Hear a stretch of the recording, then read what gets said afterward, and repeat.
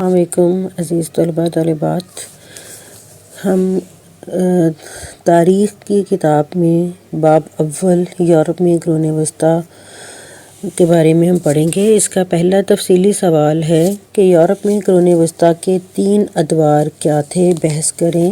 3 ادوار یعنی کہ اس کی جو 3 ایجز تھیں وہ ہم نے جو ہے وہ بیان کرنی ہے۔ اس کا پہلا جو ہے وہ ابتدائی دور ہے۔ قرون وسطیٰ کا آغاز اس وقت ہوا جب جرمن قبائل نے رومی سلطنت کے مغربی حصے پر حملہ کیا۔ رومی سلطنت کا بڑا مذہب مسیحیت تھا اور یورپ مسیحی چرچ کا سربراہ تھا۔ خانقاہیں تعلیم حاصل کرنے کے مراکز تھیں۔ خانقاہیں یعنی کہ ایسے مذہبی ادارے جہاں مذہب کے ساتھ ساتھ جو ہے وہ دنیا کی تعلیم بھی دی جاتی تھی۔ جاگیرداری یورپ کا اہم اقتصادی نظام بن گیا۔ اس دور کا سب سے کامیاب بادشاہ شارلمین تھا۔ اس نے اس خطے میں فرینکوں پر حکومت کی۔ پوپ نے 8ویں صدی عیسوی میں رومیوں کے شہنشاہ شارلمین کو تاج پہنایا۔ اسی سلطنت کو بعد میں مقدس رومی سلطنت کہا گیا۔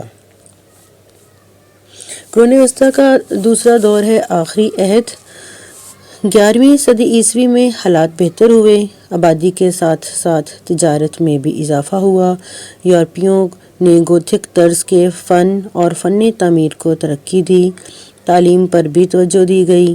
پہلی یونیورسٹیاں دیگر شہروں میں قائم ہوئیں۔ منگول سلطنت کی چنگیز خان نے 1206 میں جو ہے بنیاد رکھی۔ منگولوں کے عروج نے مشرقی اور وسطی یورپ کا سارا نظام بدل دیا۔ انگلینڈ کے بادشاہ جان نے 1215 میں میگنا کارٹا پر دستخط کیے۔ اس کے مطابق بادشاہ بھی قانون سے بالاتر نہیں۔ اس طرح میگنا کارٹا نے عوام کے حقوق کا تحفظ کیا۔ قرون وسطیٰ کا اختتام۔ انگلستان اور فرانس نے علاقائی حقوق پر 16 سالہ جنگ لڑی۔ کالی موت نامی بیماری نے یورپ میں 1/3 لوگوں کی جان لے لی۔ یہ کالی موت نامی بیماری ایک طرح سے طاعون کی بیماری تھی۔ چھاپا خانہ یعنی کہ پرنٹنگ پریس جو تھے تقریباً 1440 میں ایجاد ہوا۔ اس سے لوگوں کو کتابوں تک رسائی حاصل ہو گئی اور انہوں نے پڑھنا سیکھا۔ اسپین، فرانس اور انگلستان کے ممالک مضبوط ہوتے ہی جاگیرداری نظام کمزور پڑنے لگا۔ فن کی ترقی کا عظیم دور شروع ہوا اور یورپیوں نے امریکیوں کے بارے میں بھی جان لیا۔